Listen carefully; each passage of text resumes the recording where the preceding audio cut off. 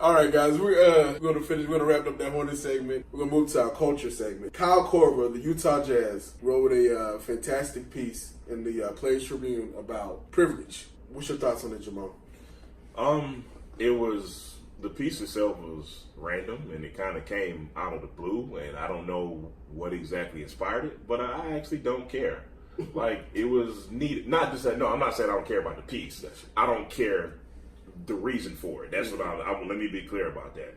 And the piece was something that it's long overdue, especially in the NBA, where I don't know the exact percentage, but the majority of your players being African American, and this is coming from a Caucasian player. Kyle Korver came from a very sincere place, and and this is the type of dialogue that people have been afraid of, that a lot of people run away from totally, and there are some people who still are in denial about privilege. So the fact that it came from a Caucasian player who came from this very sincere, heartfelt place, and the fact that it's still not resonating with some people is very disturbing. But again, it's the conversation that won't go away, and it's always going to be needed. And I can't do anything but give just the most props to Kyle Korver for doing that. And I would love to know, what inspired it. And the timing was kind of weird, being that it was kind of right, not quite at the end of the season, but you know what I mean. I wonder where that came from, but it's still appreciated. So I'm gonna give a little bit of a backstory. So ever since we started under construction, we've gotten a lot of messages from friends and fans and followers of the page saying, "Hey, I love what you guys are doing." Da, da, da, da, da. So we're talking about this topic because we actually got an inbox from somebody who follows our page. So I just wanted to shout out Ryan. Yeah, Ryan, what's up? Ryan so, hey, Ryan, just want to say thanks for following. Thanks for the question. Hopefully, we give you a satisfactory answer and all that good stuff. Now, there's probably a lot of people that are watching right now that are cussing out Jamal because Jamal was like, I don't know why he wrote this piece and then it was random. He released it through the Players Tribune. And you guys know the Players Tribune. Yeah. For you casual fans out there, basically the Players Tribune is just a voice for the players by the players. Yeah. So he wrote the piece, he sent it to the Players Tribune, they released it and all that good stuff. So when I first saw the article, I read the article probably within 10 minutes of it getting released. I just happened to be on Twitter and it was like Kyle Korver Priviledge. And I'm reading the article and I'm like, damn, we really needed this. Like Jamal said, with him being a Caucasian athlete, it's great to see them having a conversation, initiating a conversation, so much to the point that Cody Zeller actually sent him a tweet and was like, yo, great post, actually love this. Thanks for holding us accountable, which really surprised me coming from, Cody Zeller. Not saying anything negative, but, Cody, he's so even keeled and all that good stuff. Right, But here's a question that I fought with as I was reading the article. How long has Kyle Korver been in the league? About 16, 17, somewhere. Yeah. With as much stuff that has happened throughout history, what happened that you were so comfortable with releasing this now? When I read the article, goes back to that timing question. When I read the article, it referenced two events that stuck out to me. The issue with Thabo Sefolosha in New York, right, where the police broke his leg, and they had to pay out a settlement because they were wrong. Right. He complied. And then also the incident with Russell Westbrook with the Utah Jazz fan base, right, which can be pretty rapid, and some racial epithets were spewed out toward Russell Westbrook. And this actually has been going on for a while. The NBA with the fans, and I guess he felt the need after meetings with his teammates to kind of discuss how they felt, and he got a sense of how the minority teammates kind of feel going into the different arenas. Right. I mean, to be honest with you, they didn't grow up that way. A lot of them weren't privileged enough to actually go to an NBA game. They're 75% black players in the league, minority players, and they're playing against a largely white audience, especially in Utah. Yeah, and so especially in Utah. So it's just like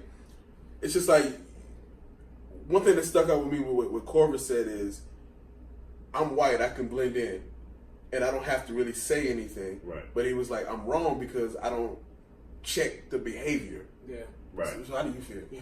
No, I rock with it, and like I don't want anybody to think that I'm trying to criticize Korver. Mm-hmm. Like, no, I absolutely love it because no matter what level of oppression that you suffer from, you should not have to beg for people who do have a platform to speak out for you and whatnot. So for him to do that without any provocation, I respect it. And I don't know if you guys saw this, but the Utah Jazz, a lot of their players, they've actually been having kind of like these roundtable conversations. And after he released that video, I went back and watched one of them. They're talking race relations. They're talking about the fans in Utah and all that good stuff. So I think it's great that they're actually having these conversations, and as long as it leads to something, I would be great. I would feel great about it. But I just couldn't help but question myself, like, now that you're out the door,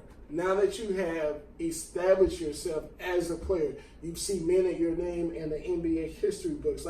Did he consciously wait until he felt his name was etched in stone enough before he decided to speak? And that very well may be the case, and I actually don't fault him for that, man, because I'll try to be objective and try to be in his shoes for a second. It may or may not be the easiest thing for a Caucasian man to talk about. Let's be very clear about that. That's something we can't understand as black people. I know that, no doubt. You know what I mean?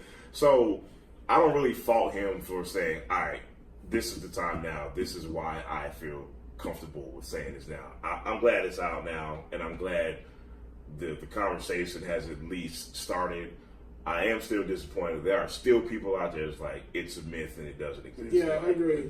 Now, let me ask you this. You said that you don't fault him in his timing, because at the end of the day, we all have personal needs we have to take care of. We got to secure the bag, so to speak.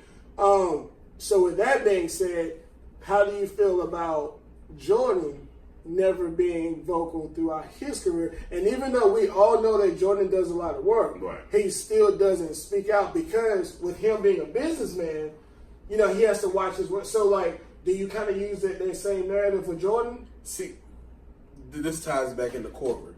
So, when he first started about 2001, 2002, 2003, around that area, players didn't have the voice they have now. Players weren't empowered like a LeBron James or Bismack Biyombo with the schools and things like that. Right. And so he may have felt more empowered to say something now, because we do have the social media. And he may not have been aware. I mean, let's be honest, NBA players are more privileged than us. Honestly speaking, since high school, they were the special ones. Mm-hmm. Yeah. And so they don't experience a lot of things we experience. So he may have not seen that hang around with him. But with social media and the fans in the stands like that, he was like, oh man, it's really like that for them? Or wow, did they really go through that? Oh, it's a lot of him self-checking himself in the past. But I'll keep this really simple. There are some people who are really just built a different way. And here's what I mean by that. I actually know someone who works very closely with Michael, and from what I've been told, Michael is a very old school person who loves his privacy, for lack of a better term. So he doesn't really put everything he feels out in the open. And not only that, everybody is not really equipped to be the quote unquote vocal woke person all the time. Michael simply may or may not be built like that. I don't know him personally. I can only go off of what this close source has told me. With all that being said, there are some people we know who are going to rake MJ over the coals at every opportunity they get for not speaking out about quote unquote that crap, quote unquote, black people issues or social issues or whatever title you want to put on it. But again, man, just in the same breath as I just said, I don't fault Kyle Korver for coming to a point when he was comfortable saying it. It's the same way I don't fault Michael for not being vocal enough about certain social issues. I co-sign to close it out for the most part. I appreciate what he did, and I just hope the conversation doesn't end right there. Gotcha. Pretty much.